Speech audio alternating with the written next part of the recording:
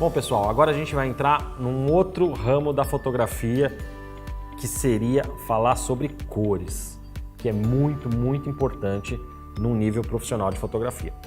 Inicialmente, o que eu gostaria de falar para vocês? Todas as câmeras têm algumas opções de configuração de cores. Muita gente passa desapercebido, nem sabe disso.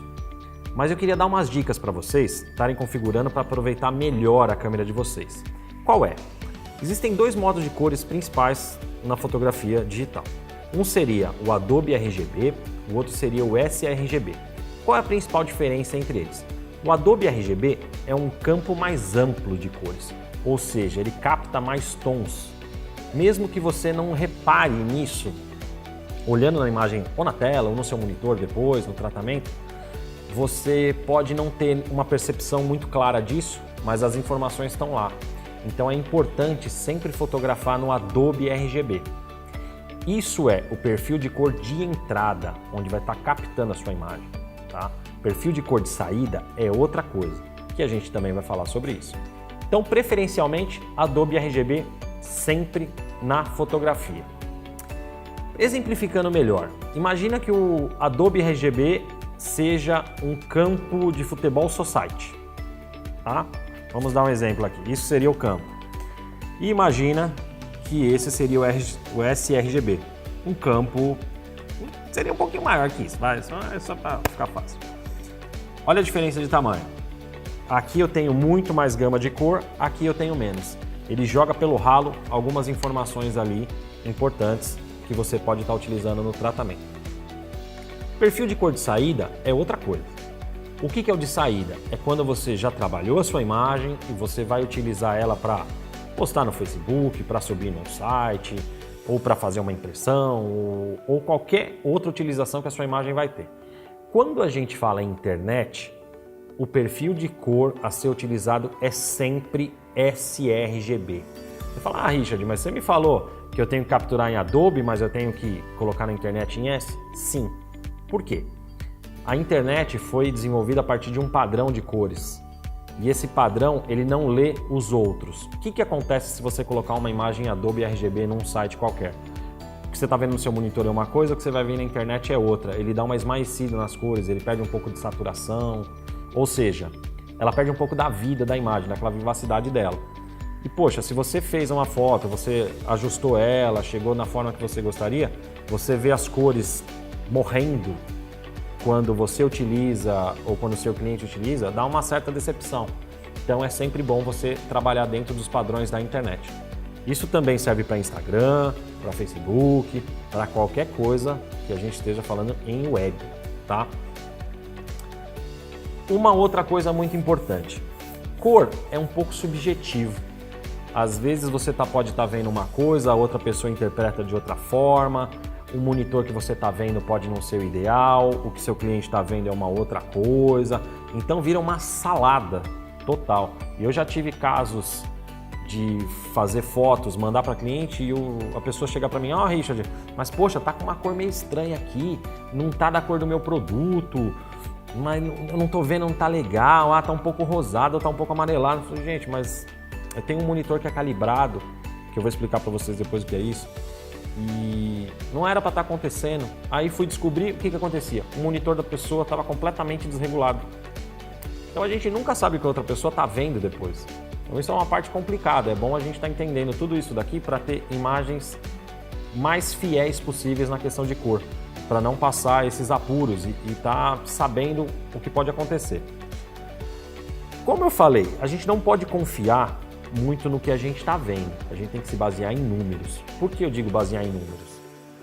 O nosso olho compensa certas informações de cores. Por exemplo, você entrou numa casa, a gente tem uma luz daquelas antigas, incandescentes. A gente sabe que aquele tom é amarelo, mas se a parede daquela casa é branca, passou um certo tempo, seu cérebro assimila aquilo como sendo branco. E se você pegar uma fotografia daquilo e colocar o conta-gotas em cima, você vai ver que é um amarelo. Se você isolar aquela cor, você fala, nossa, isso daqui é amarelo alaranjado, mas você interpreta como branco. A mesma coisa acontece com luz fluorescente, ela é um tom meio esverdeado. Nosso olho faz a mesma coisa, compensa aquilo E nós vemos como branco e na realidade ele está num tomzinho de verde, um verde azulado ali, alguma coisa nesse sentido. Então essa compensação é do nosso cérebro. Na fotografia não trabalha dessa forma. Existe o white balance automático, mas ele pode se perder. Enfim, você tem que saber como está corrigindo aquilo. O que é muito importante quando falamos de cor num monitor? Primeiro de tudo, o monitor ele tem que ser um monitor que possa ser calibrado. O que é calibração de monitor? É um aparelhinho que chama espectrofotômetro, tem algumas versões, várias marcas, que são os mais comuns, mas um bom ponto de partida é o da X-Rite, que é o i1 Display. Ele é um custo-benefício bom. Você instala um software no seu computador, você pega esse display, ele joga um monte de cor na tua tela, ele vai fazendo aquela leitura do que seu monitor está exibindo e ele automaticamente vai criar um perfil de cor para o seu monitor. Para que serve esse perfil? Para ele neutralizar qualquer tipo de tendência para uma cor ou para outra no seu monitor. Ou seja, o que é branco vai ficar branco, o que é cinza vai ficar cinza, o que é preto vai ficar preto. Ele neutraliza qualquer tipo de invasão que haja e sempre existe.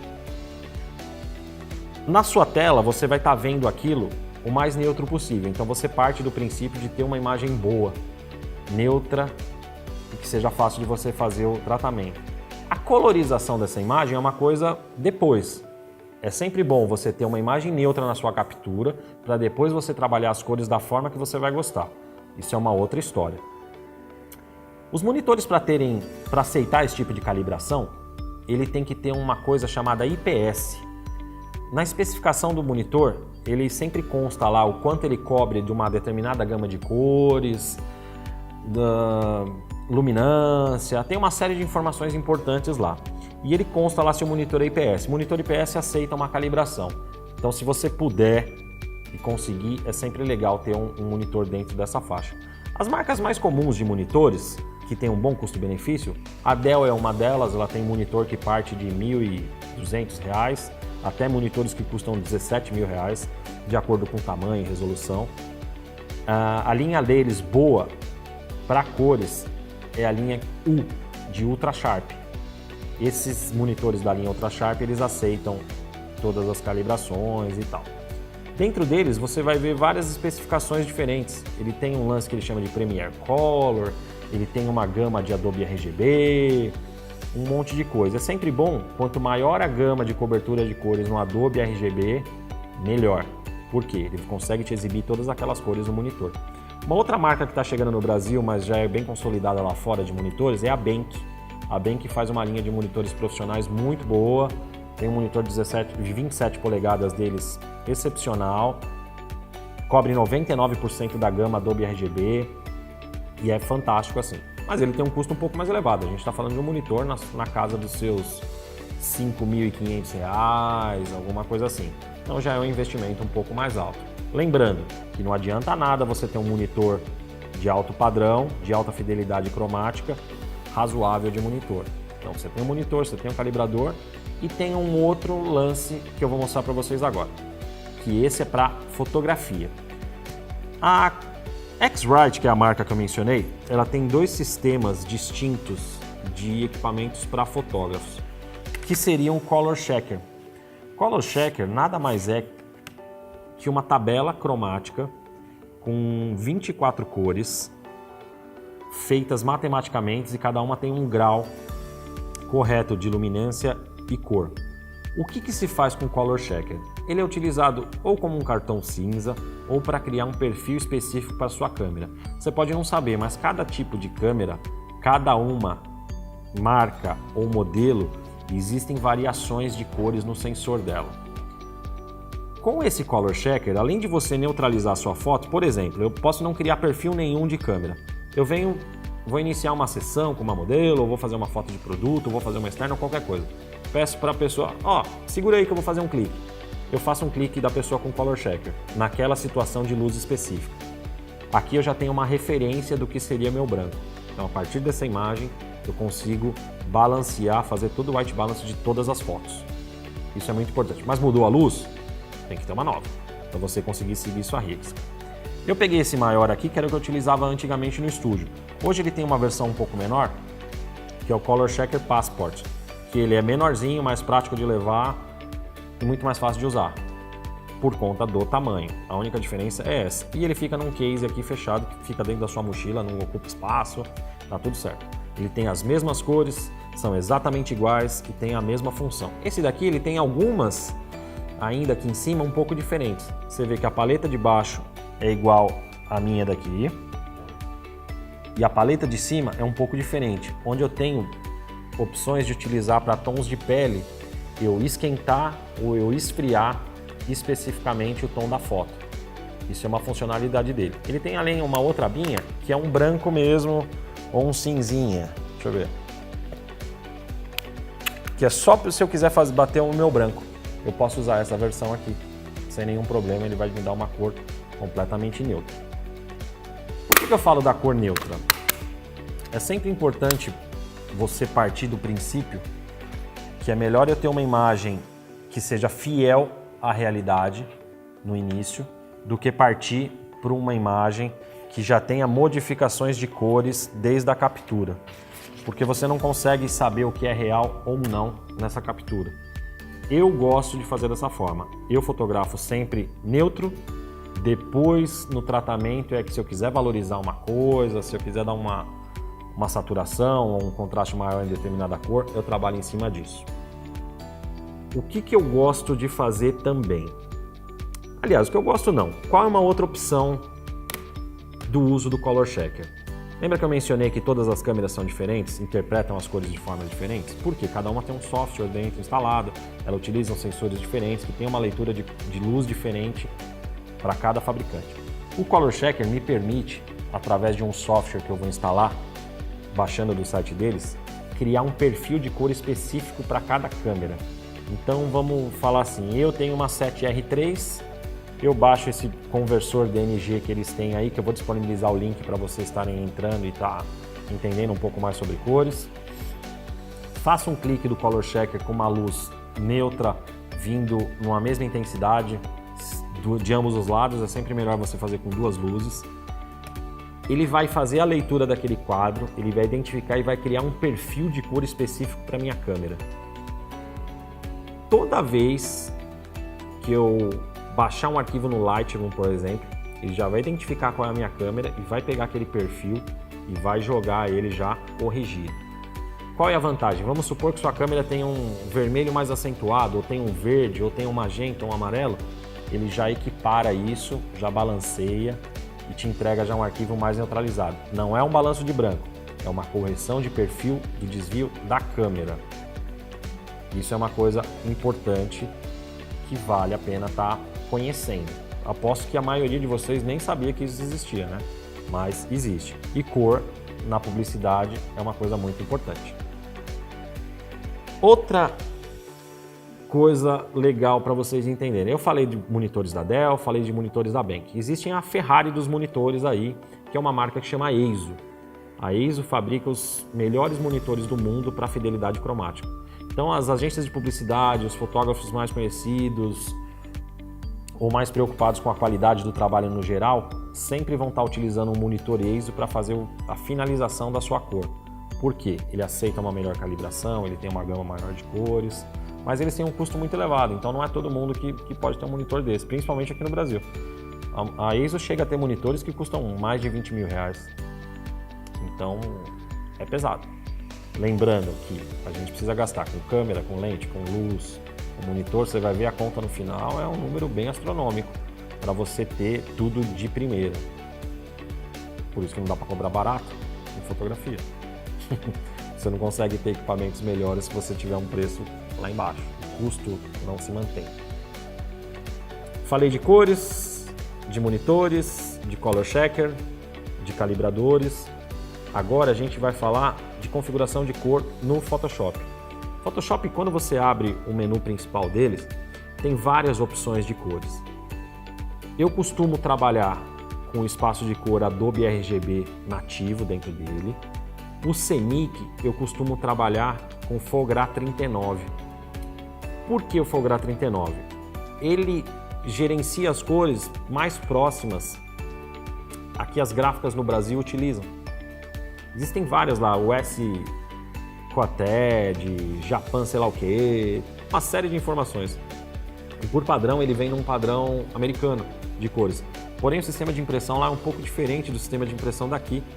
E isso acaba criando desvios mais para uma cor ou mais para outra, ou ele desatura uma cor maior, tal, do que o processo brasileiro. Então, o Fogra 39 é o mais recomendado para você deixar lá, é a melhor. Deixa eu ver aqui se eu tenho mais alguma coisa importante sobre cores. Na realidade, cores, se a gente entrar para falar tudo dentro dela, elas têm livros assim só dedicados a espaços de cor, a como calibrar, como fazer uma série de coisas. É um universo dentro da fotografia essa questão de cores. E eu não vou me aprofundar tanto, eu estou mostrando para vocês assim o principal para vocês entenderem como ter uma captação melhor desde o início do processo. Essa é a parte importante que eu quero que vocês entendam. Sempre melhor Adobe RGB, trabalhar depois se vai exportar sRGB, para a internet, se for outros casos, vai para Adobe RGB, por exemplo, impressão CMYK, que é a impressão offset de gráfico. É melhor você ter um arquivo Adobe RGB e converter ele para CMYK do que ter um sRGB e converter para CMYK. Você tem uma perda de cor menor. E o CMYK, por natureza, já desatura muito as cores. Azuis morrem, vermelho, verde, você não tem a mesma tonalidade de uma imagem como a gente está vendo no monitor, ela não tem a mesma vivacidade. Tem gente que utiliza muito impressão digital. Aí essa parte de calibração que eu mencionei para vocês, tem uma outra vertente, que é a calibração da impressão. O que é a calibração da impressão? É o que eu estou vendo na minha tela ser exatamente igual ao que eu vou ver no papel. Além do colorímetro, que eu faço lá a minha leitura de cor do monitor, ele vai ter uma leitura de cor da impressão. Existem colorímetros específicos somente que lê o leitor e existem pacotes mais completos dele que, além de ler o monitor, ele faz a leitura da impressão. Ele parece uma fita métrica, a grosso modo. Então eu coloco ele no meu monitor aqui, eu tiro ele, depois eu pego no que eu imprimi, faço uma leitura, quadro a quadro dele, e ele vai criar um perfil específico para aquela impressora, para aquele tipo de papel, para aquele estilo de impressão. Aí, sempre que eu quiser algo fiel impresso, eu coloco aquele perfil de cor que foi criado especificamente para o meu trabalho, no Photoshop ou qualquer outro programa que você vai imprimir, e automaticamente a cor do monitor já vai mudar. Ele já vai chegar fiel ao que sairá na impressão final. Para quem gosta de qualidade, desde a captura até a saída, que seria a impressão, é muito útil. É um ramo complexo, você leva um tempo até assimilar, até aprender e até conseguir o mesmo resultado, mas que dá gosto, dá você ver o monitor e a impressão exatamente igual. Gente, de cores eu não vou me aprofundar tanto, eu queria que vocês entendessem um princípio. A gente se vê no próximo vídeo.